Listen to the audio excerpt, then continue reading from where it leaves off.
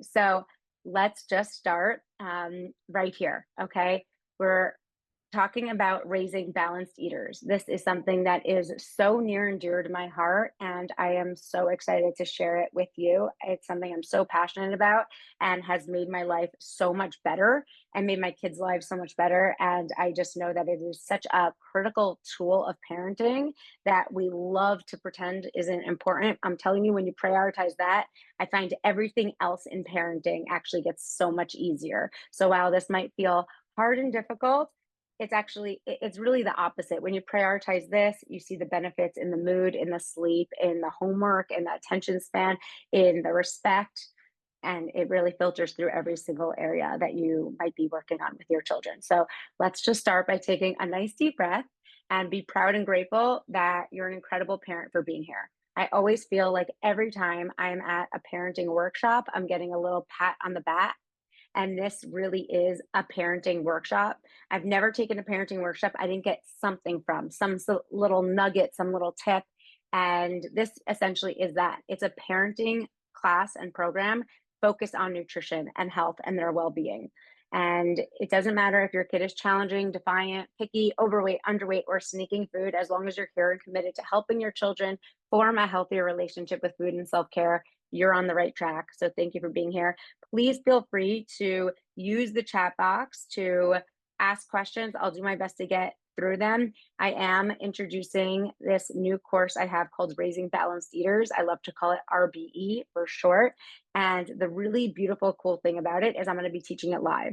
That's very different from the other nutrition programs I have, which are filmed prior. And you might be watching those nutrition programs thinking, I have a question, and not know how to answer it. Well, the beauty of RBE is I'm going to be teaching it live, and I plan to continue to teach it live because I think that in every sort of group, you have specific challenges, you have specific families and areas you live in and environments you live in and responses you get from the kids. And I really like to be in the nitty gritty doing it along with you. So feel free to use the Q&A here and certainly within the program.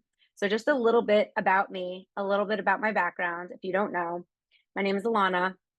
And far before I was a registered dietitian with a master's degree in nutrition, I was just a kid who was an extremely picky eater. And it's really fascinating that I've realized that at 4 years old, when my parents got divorced, that's actually where my emotional eating history started. I always thought, oh, emotional eating, like that must have come on later in life.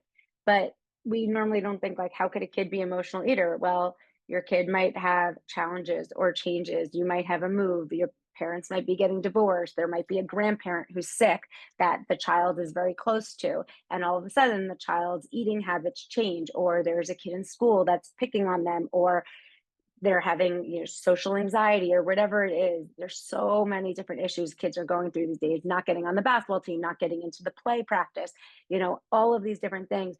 For me, emotional eating really did start at this 4 years old time period. And you see that even my earliest childhood photos, I'm overweight. I'm usually not in any of these photos, but there's so many pictures of me like holding a bag of chips, holding this. And it's almost like it was my blankie. It was my little stuffed animal. Food became my comfort food in childhood that for me was very uncomfortable. A lot of moves, a lot of step parents, a lot of ex-step parents, and the whole deal. So as a very overweight kid, my parents didn't know what to do with me because they also didn't have a very healthy relationship with food.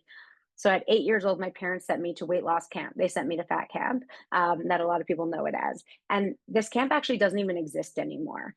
And the camp I went to was a big campus. It had a baseball field and a soccer field, and you basically had to work out for 14 hours a day and get these portion controlled meals and lose weight, even though I would just gain it all back and more during the school year. But as ridiculous as that sounds, it doesn't even exist. And so now, if you have a kid who's struggling, what are you supposed to do? Right. And they have some of these like college dorm programs, which are very sterile and impersonal. And there really just aren't a lot of resources of what to do if you have this kid who struggles, who's picky, who's sneaking food. You don't really know what to do. And at a very young age, I decided, even when I was practicing unhealthy behaviors, I knew I wanted to be a dietitian, which sounds really strange. I was basically saying things and then doing the opposite. But I was always attracted to being a dietitian because I always found that dietitians were very nice to me. And when I became a registered dietitian, my admissions essay into the University of Maryland was all about how I want to focus on pediatric nutrition. I want to help curb the obesity crisis, the pediatric obesity crisis in America, which back then was a lot lower. You know, we're talking almost 15 years ago now, and the rates were much lower than they are today. And that was always going to be my specialty. However, when I went through all my schooling and I got my certification, I was hired by UCLA right away, and they were very interested on how I personally lost my 100 pounds more in my, teenage to adult years, and they wanted me to lead a weight loss program at UCLA and meet with their patients there. And I was doing that while meeting with my adult private practice patients, and I ended up falling into adult nutrition. And over the past 10 years, I've come out with, two nutrition books for kids. This for adults, I apologize. This one is called You Can Drop It. The green screen is messing with it. But You Can Drop It is my weight loss book for adults. And I have a cookbook called Love the Food That Loves You Back. I have a 2B Mindset nutrition course for adult weight loss and a pregnancy course as well. And it's all wonderful, and it's helped so many thousands and thousands of people, but I've pretty much neglected the reason why I wanted to become a dietitian in the first place. And that's been kind of hanging on my heart for a long time. So every time I talk about wanting to get into kids' nutrition, though, I get massive backlash from social media. So let me give you an example. A few years ago, I posted a video of how my kids wanted juice, and we were at a cafe. And I also do this on airplanes. I just did this with my kid on an airplane. When my kids want juice, and they know they could like say this right to you, we go half and half. We go half water, half juice. I don't typically keep juice in the house, but when we go to, when we go out for breakfast on a rare occasion, or we're on an airplane, or we're somewhere and the kids want juice, we'll go half and half water, half juice. And the backlash I got for something that was such a basic nutrition suggestion to help moderate sugar, to help keep things balanced, to help not have an excessive amount of sugar, especially first thing in the morning, and actually stick to a portion size recommended by the USDA guidelines of sticking to no more than 4 ounces of juice for kids. I got massive backlash, right? What did people say? I'm creating eating disorders for the kids. I'm toxic. I'm adding to toxicity. Let kids be kids. Kids shouldn't have to think about that. Kids shouldn't have to worry about that. That is the mindset when it comes to kids' nutrition in the United States. And we are in a really bad place. In fact, a study just came out that showed that for the first time in human history, we are expected to have a generation, this next generation of kids, not live as long as their parents, actually live a shorter lifespan than their parents. That would be the first time in history. And one of the main causes is poor nutrition and actually childhood obesity. And if you're listening to this and your kid is actually not overweight and that's not an issue, your kid might be underweight but very picky, it's still highly relevant. We have completely neglected nutrition for kids in this country. And we've actually not just neglected it, we've demonized it. We've demonized an important thing. And so I want to kind of like break the myths on all of this and help just kind of get clear on what we should actually focus on, okay? Because what healthy teaching actually does to children is help them tremendously. We see benefits in mental health. We see benefits in focus and attention. We see benefits in mood. There is a wonderful study that just came out recently showing the connection between ultra processed food and mental health, lower rates of anxiety and depression in children who are having less ultra processed food. So we're seeing that it's important, but then we're neglecting to teach it. And not only are we neglecting to teach it, we're criticizing those who are. So raise your hand. Let's all raise our hands. I want to see it because I know that this is going to be a hard one for me, but raise your hand and put down your hand if any of this sounds relevant. You can keep your hand up if you have a kid who comes home, hangs up their backpack, lines up their shoes, washes their hands, get themselves a cup of water, starts their homework, takes a shower, eats a well-balanced dinner, brushes their teeth, goes and reads before bed, and sleeps at a proper time without any nudge from you. Is your hand still raised? Because if it is, God bless you, you're doing something right. I don't know any one of my friends who would be able to keep their hand raised for that. My kids need constant reminders. How many times am I going to remind you? to go take a shower, to go do your homework, to put your shoes in the front under the like little stool thing or in your room and not in the middle of the house. Okay. This is what happens. We need to nudge, we need to parent. And it is just as important with food as it is with sleep and hygiene and shower. Okay. The same way, you're not going to let your kids stay up till 2 in the morning watching YouTube and completely neglecting their homework. And I know that you wouldn't just because you're on here now, you care. The same reason we can't just let our kids eat whatever they want. And a lot of times parents have guilt, right? Like they're the parent at the party who's trying to get their kid to eat healthy and no other parent cares, right? And you feel like, oh, I should just let my kids be kids. I should just let them eat whatever they want and go to sleep whenever they want and not worry. And let me just tell you, this is me in the corner. Okay. This is a picture of me as a younger kid. I will tell you, I had those parents. My parents didn't care what I ate. They didn't care what I did. They didn't care where I went. They didn't care when I went to sleep. They never asked me if I had homework.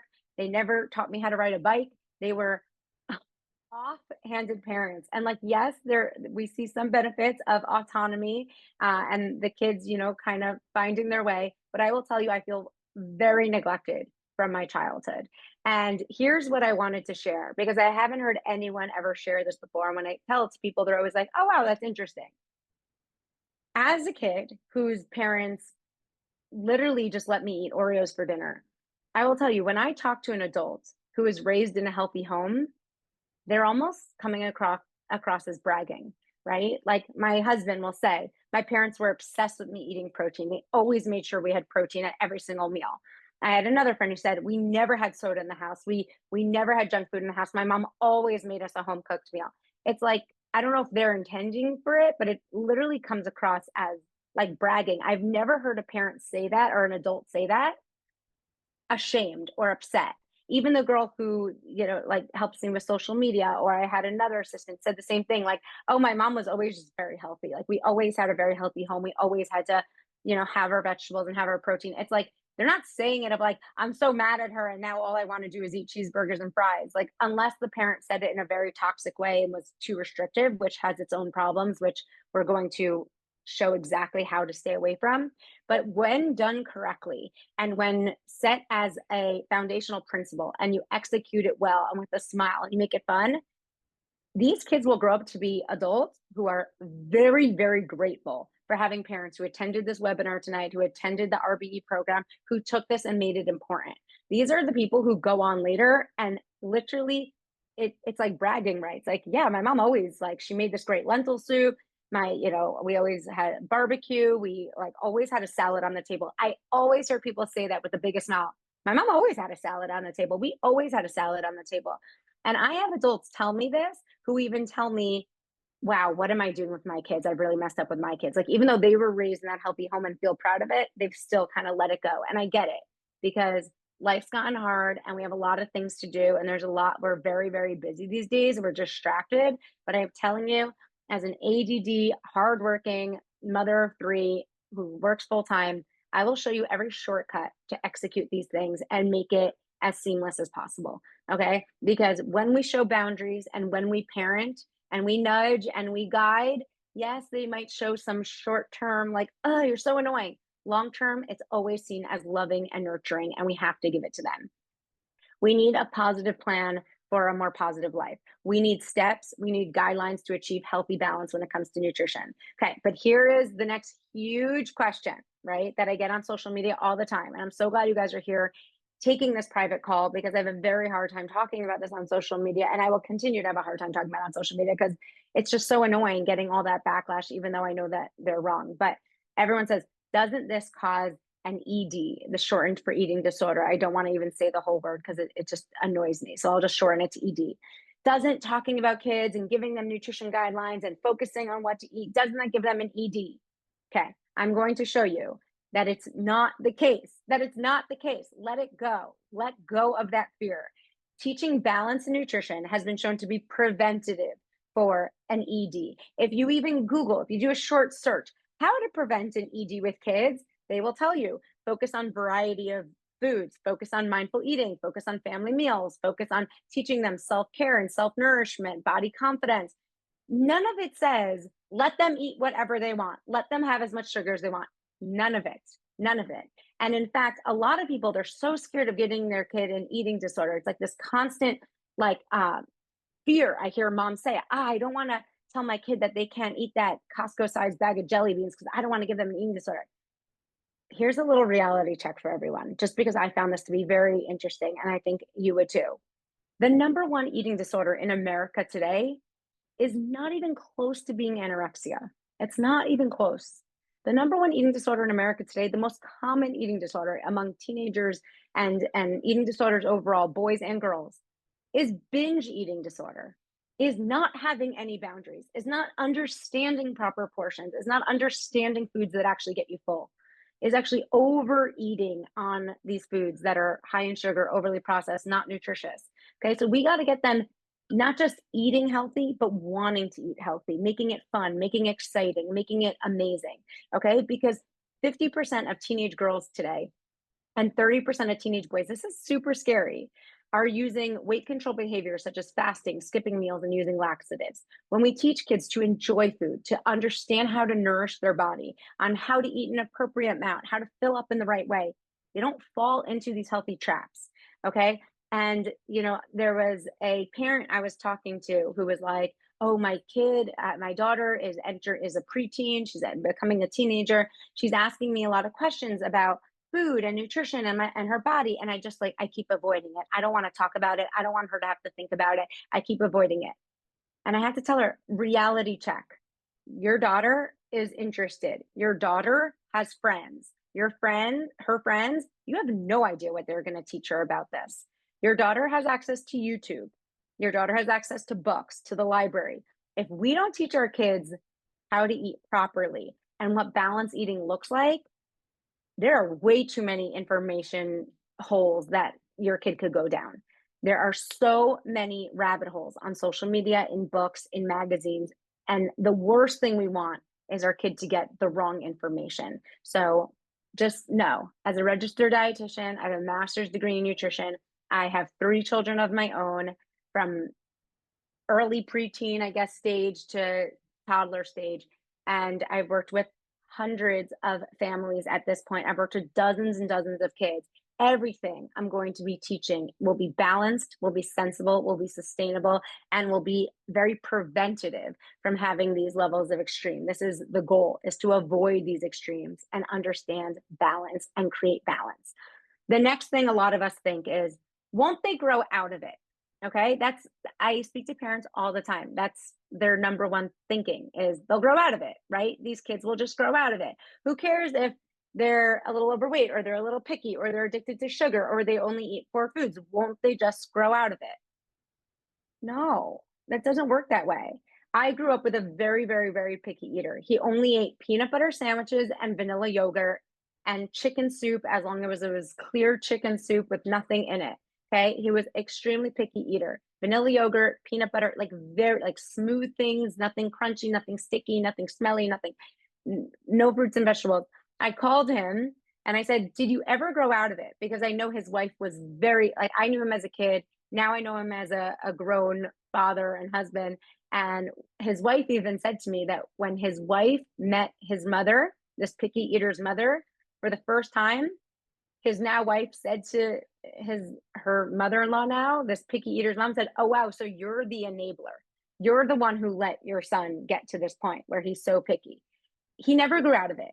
And now he is 5'6", and he strongly believes that being picky completely and totally interrupted his maximum growth potential. 100%. He thinks that being a picky eater, and he now knows as an adult, he's married, he's confident, he's okay, but he knows that being a picky eater stunted his growth. I have a family member who has a child who's extremely picky. She's 6 years old. She's extremely picky. The mom keeps saying, it's okay, she'll grow out of it. Who cares? She'll eat when she's older. She's literally on antibiotics at least every 6 months. This girl is constantly getting colds, constantly getting ear infections. The mother keeps throwing it off like it's not important. I've spoken to the grandparent Her mother, who's so upset by this, it disturbs her so much. She wishes her granddaughter ate better, and she feels like she can't get involved because the mom is completely not interested and is enabling this process. The 90% of brain development occurs by age 5. We see that being an overweight child only increases your likelihood of being an overweight adult if we don't get some intervention in place. Okay. So I know we're all exhausted. I know we all have a million things to do. There's soccer practice to sign up for, and the kids might need tutoring and they might be behind in this thing and that thing. But I am telling you, we have to care when it comes to nutrition. And in fact, I will argue it only makes parenting better. Anytime my kids have a mood swing and they're anxious or they're upset, I always think, sure, my kids are not perfect. I'm not going to tell you they're perfect, but I will tell you, like, knowing what they ate earlier in the day, I'll always say, like, wow, they just had a really big mood swing because they're growing or it's like hormonal changes or whatever is going on with them. Imagine how much worse it would be if they had a super sugary breakfast, it wasn't balanced and so forth. It only makes things worse, and it can only make things better. Okay, certainly for their digestive system, not being constipated, going regularly, certainly for their GI, we see even higher IQ scores in kids who eat a nutritious diet and less processed foods. The next thing I hear a lot of people say, so we're just trying to like go through the motions of what you might be thinking when it comes to kids' nutrition. These are all the blowback I've gotten. Another one of my friends has a whole pantry filled with Oreos and Doritos and Entenmann's donuts, and it's just all processed food. And she tells me that she wants to feed her kids how she was raised. She grew up with a lot of these processed foods, and she wants her kids to be able to have them too. The next thing I need to share on this point is our foods are not the same.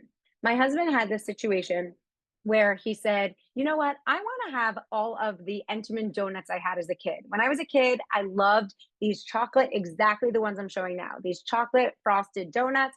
I loved them as a kid. He had a craving. He saw a picture of them. He said, I miss those. Like, that's nostalgia for me. I used to have them every Saturday morning. That's comfort food to me. I want to buy them and have it. I was like, okay, great. Go for it. Go find them. Go get them.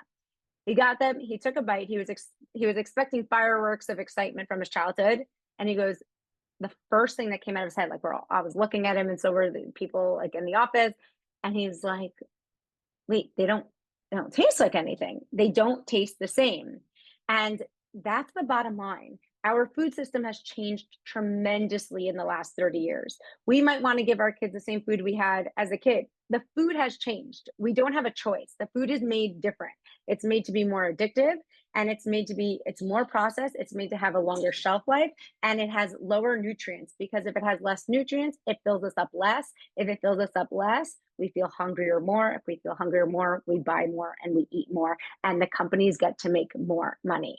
The food in these donuts, for instance, like these donuts, for example, when they made these donuts, they made them how they would in a kitchen at home: flour, sugar, eggs, milk, butter. Now, high fructose corn syrup, hydrogenated oils, artificial flavors. These things don't even contain cocoa anymore. They don't even contain vanilla. Now, instead of vanilla, they're using vanillin, which is imitation vanilla, which is a cheap form of vanilla. They're adding BHT, they're adding TBHQ, they're adding all these stabilizers in here, and it's making it very, very addictive. Now, if my kids wanted these donuts, I would absolutely let them have these donuts, but we do so in a way that's structured, that has order, that shows balance. So the kids have one, they feel done. They don't feel like after the one, they're begging for a second. They don't feel like after the one or the two that they're hungry an hour later. We're always setting the kids up for success, and they're always left feeling grateful, excited. They have a lot of enjoyment. They don't feel like they were chipped out. They don't feel restricted. It feels fun. It feels joyful. It feels delicious. Okay. So it's not that I'm cutting these things out.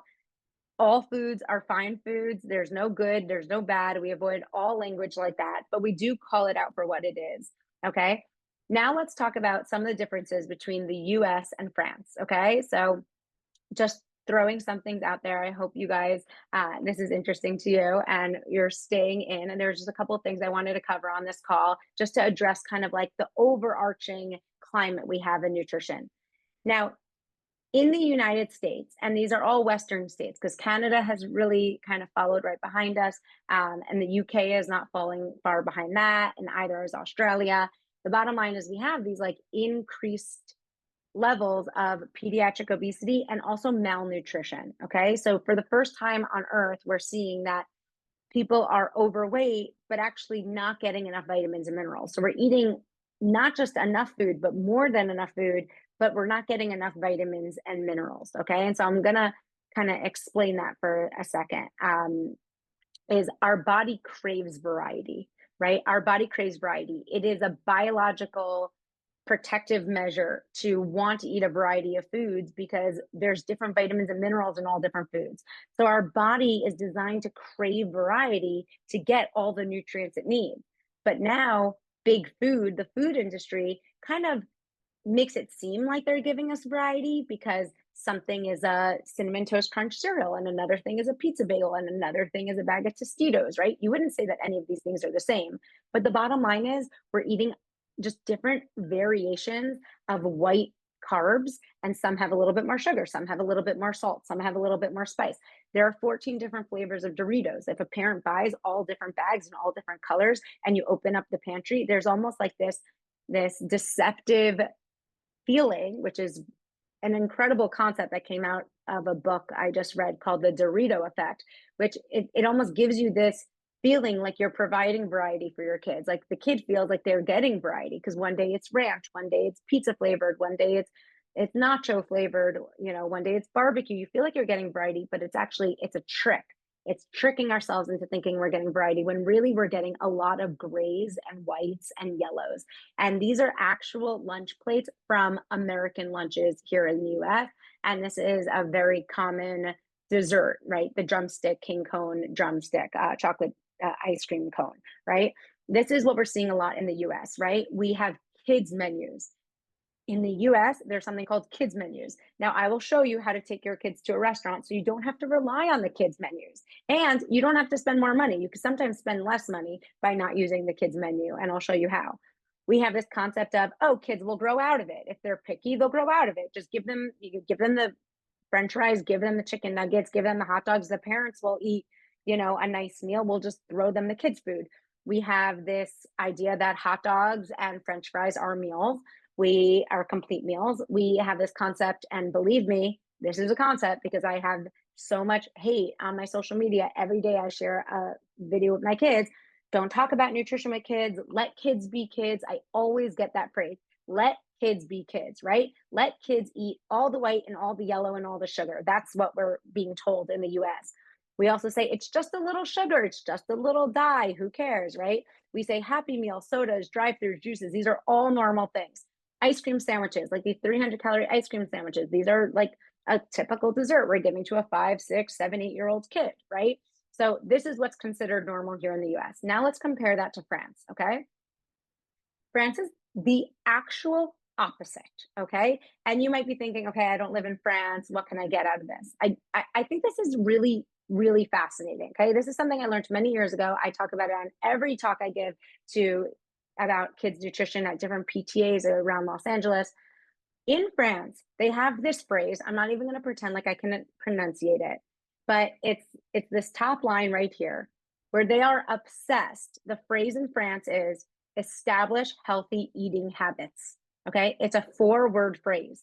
Establish healthy eating habits. It is a cultural collective mindset where they believe in France, in traditional France. Anyone who was born there will be able to tell you about this. They have this concept in France that you have up to 5, the exact opposite we have in the US. In the US, we say you have till 5 to give them junk and kids' food and whatever they want, and then they grow out of it. In the France, it's the opposite. They are obsessed with giving the kids the healthiest start they could possibly give. They are obsessed with establishing healthy eating habits by 5 because in their cultural and in their culture and their belief system, they have till 5 to show meals like this. These are actual lunch plates in France. They have up to 5 to get the kids to not be picky. They have up to 5 to make sure the kid has tried all colors of the rainbow, likes good food, understands sit-down meals, can have a dessert, but has it in a portion controlled amount. It's not very processed. They have a lot of portion control. They don't have highly like obscenely sweets like desserts. They don't use a lot of the high fructose corn syrup and the hydrogenated oils that we do here. And they actually focus on making food joyful, making it fun, having these sit down meals, giving the kids salads, having vegetables at every lunch and dinner. This is the opposite. Okay. Now, all those fears that we have, right, of won't it give kids eating disorders? Okay. So let's just look at the difference there. Okay. In the US, not only do we have a higher percentage, and I have this at the last bullet on the bottom, not only in the US do we have a much higher percentage of eating disorders amongst adolescents, it's a much higher severity. It's much more extreme. So in France, it's an 8%, in US, it's 12%, but the severity has been shown and highlighted in studies to be so different that in the US, it's so extreme. It's so much more dangerous, higher rates of hospitalizations and higher rates of severity. So we think, oh no, if you teach, nutrition education with kids, it's going to create this backlash and this revolt and this resentment. No, not when we do it in a balanced fashion, not when we let all foods fit, not when we bring joy to it, not when we make it fun. Okay, which is exactly what I'm going to teach you how to do within Raising Balanced Eaters within my course RBE. It's really amazing. I was on the table that 2 nights ago dancing, and I said to my husband, I'm like, what? I have to show this side of me. Okay. A lot of you might think like when I'm giving nutrition education in this type of format and in my social media videos, it comes across as like very like teach mode, right? We teach, we don't preach, but I also make things very, very, very fun. And I'm going to show you all my tips for preventing picky eaters. Okay. And I have a kid, my son, Gideon, he starts every single meal without fail. Okay. He's now 2.5 years old. He starts every single meal. Last night, the night before, this is disgusting. This is disgusting. It's like his favorite thing to say. He starts every meal and he looks like, I don't want it. It's disgusting. He starts every meal insanely picky. But we go through the motions. I share every tip. I'm going to share every tip with you that we do.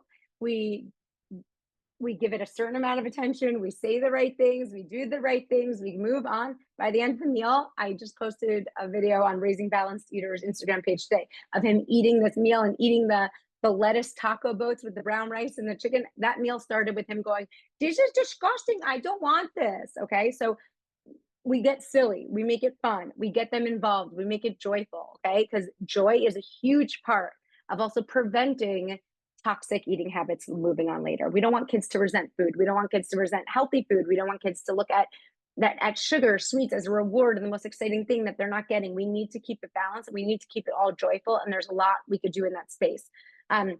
There's a video that has almost 8 million views on TikTok. It's from this guy named Rabbi Friedman. And he has this one line I have at the top here. It says, if you raise your children, you can spoil your grandchildren. But if you spoil your children, you will need to raise your grandchildren. Okay. We like to think it doesn't matter what the kids eat. I have so many friends, they literally just create such a struggle for themselves. And then they eventually get a little guilty that their kid is eating so poorly. And then they start fighting with their kid and it becomes a whole debate. We want to prevent all the debates, all the struggles, all the fights, and get it going from the start. If you saw that list on how France treats their healthy eating and you're like, my kid is 9, my kid is 14, my kid is 16, like, am I screwed? No, it's never too late to get started.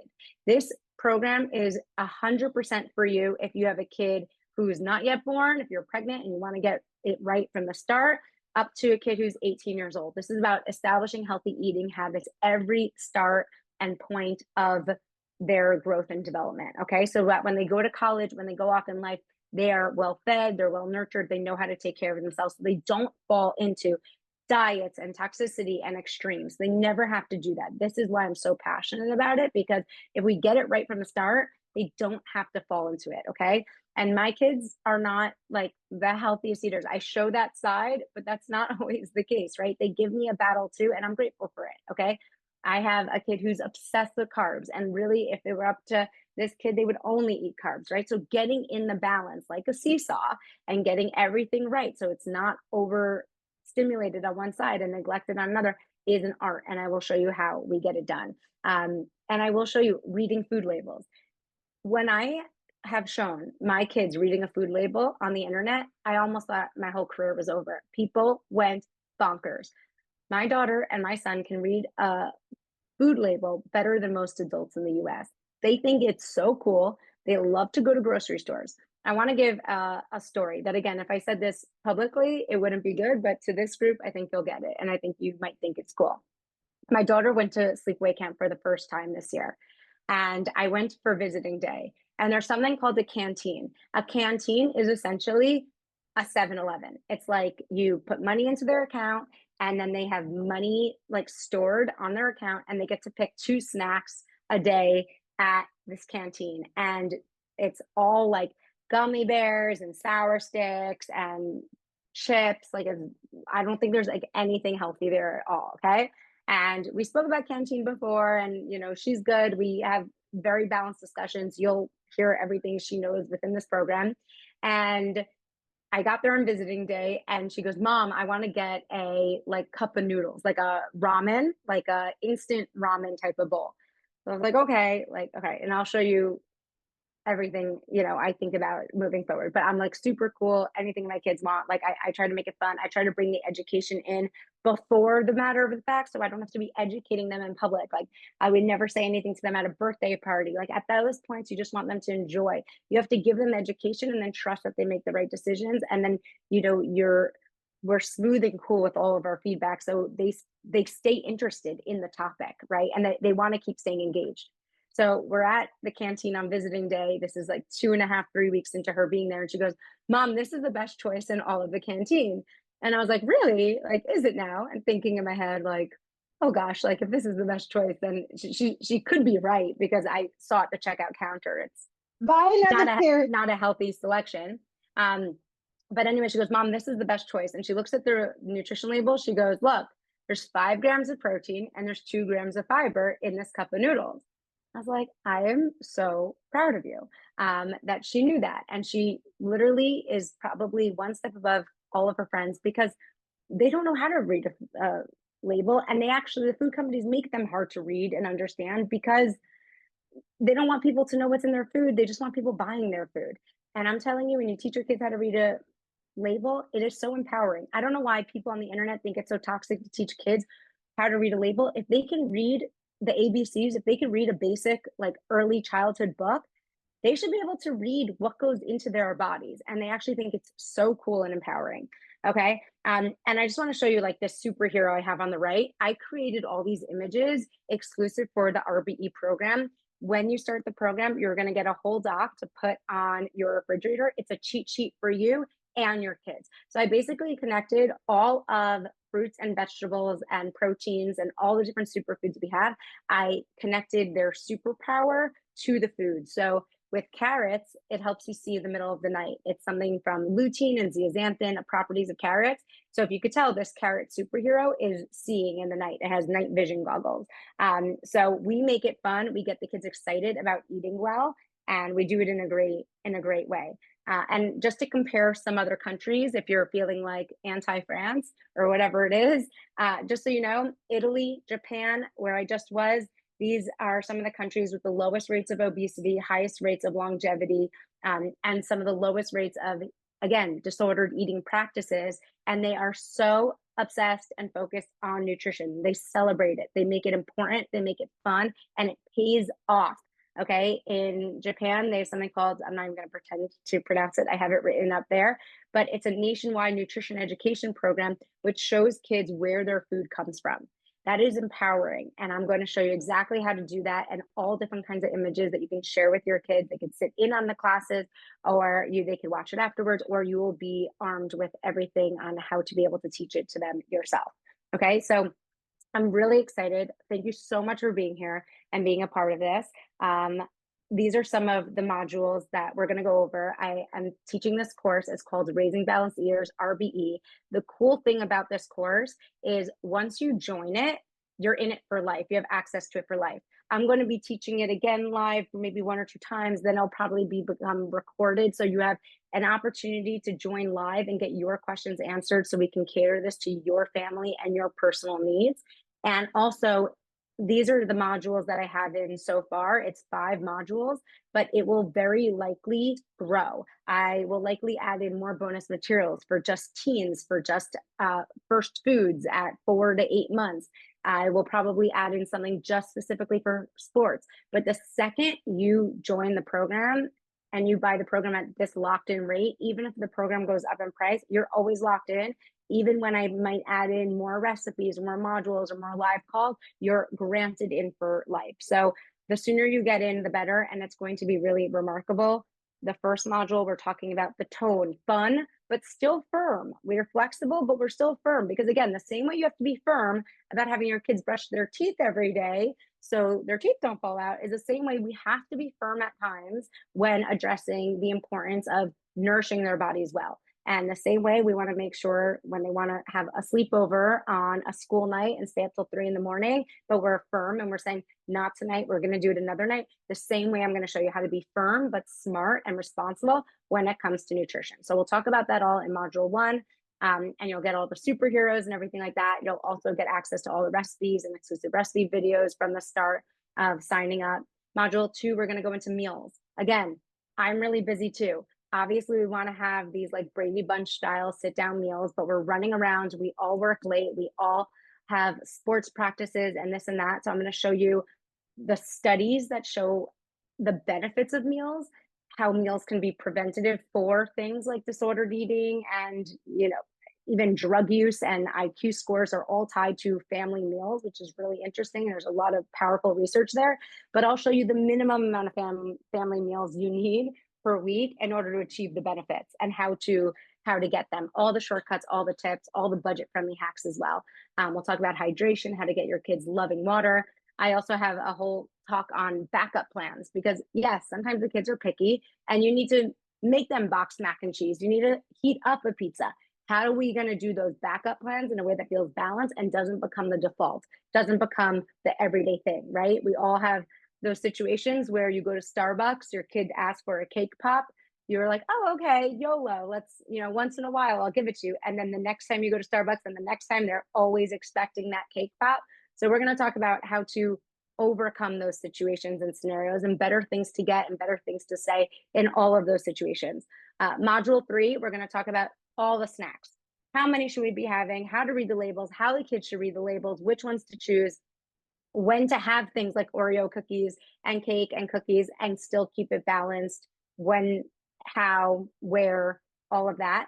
And then in module 4, we're going to focus on when might it be a good time to talk to the grandparents who might be sabotaging you and your kids and going completely off track, when to talk to the school, when to talk to the teachers, how to talk to them, how to maybe reshape some things that are given in the classroom and stay within the school's budget, which I've done before, how to deal with takeout, restaurants, birthday parties, events, all of the stuff, setting the house up for success, and what to do with physical activity if your kid is insecure about their body, they don't want to do group sports, how to handle that because there are so many benefits of physical activity. We'll also talk about sneaking food, what to do, how to prevent it, how to know if it's happening, if you might not know it's happening, and so much more. And then in module 5, like I said, it's going to be customized to you. I'm going to be able to answer your questions in real time about your specific kid so we can go into any subject in more detail. Right when you sign up for the program, you have access to a complete guide. You're going to have access to recipes. And again, there's more to come. The second you sign up for RBE, it is a growing, living program. It is going to, we'll probably eventually have a whole module on the kid going away to college, the kid going away to camp, like every single thing, what to do all along. This will continue to grow and breathe as your kids continue to grow and breathe and live and thrive. And so once you get the program, you are part of our community. You get access to everything and the price will never go up for you, which is really cool. So thank you so much for coming on. Even with our start of technical difficulties, I cannot wait to do this before school starts. Okay, so this class specifically is going to be before school starts. In the future, it might be during the school year, whatever. I really, really, really can't wait for this first class. This first community, this first class is going to help shape the whole program. I want to know your specific needs, wants, fights, struggles. You can come on with your camera off. You can, change your voice if you want to, and just share in complete trust and honesty what's going on, what the fight was in your house that night, what did you make, how did it go wrong. This is me holding your hand and getting you through this. I only have done this in the past with private clients. We've had so much success, but it costs so much money in order to do that. In order to work with me privately, it costs so much. There's so much time, there's so much money involved, and it's actually not as comprehensive as taking this whole course and going step by step with me, and also having our community and other people's questions that I'm going to help you answer. So here's the QR code. You'll also get an email after this. I'd love for you to sign up. It's going to be amazing. There's an updated email. It's going to change your life, and it's going to set your kids up for success. And that's the most important thing. So thank you so much for your patience. Thank you for being here. I know this picture looks a little idealistic. It's like a perfectly made snack plate that probably took a lot of time to make. Again, I'm going to show you shortcuts on how to master this easy, budget friendly, simple, and successful. I'm also going to show you like ways to cut corners and just make it fun in every way. So I love you guys so much. Please, please, please join the program. I can't wait to hear your story and your kids' specific needs and just set them up for the best life. I really, really, really thank you for this. And you're going to get an email after this with more details. I'll close my camera now and stop speaking, but I'll keep the QR code up here if you want to access it. I love you guys. Thank you.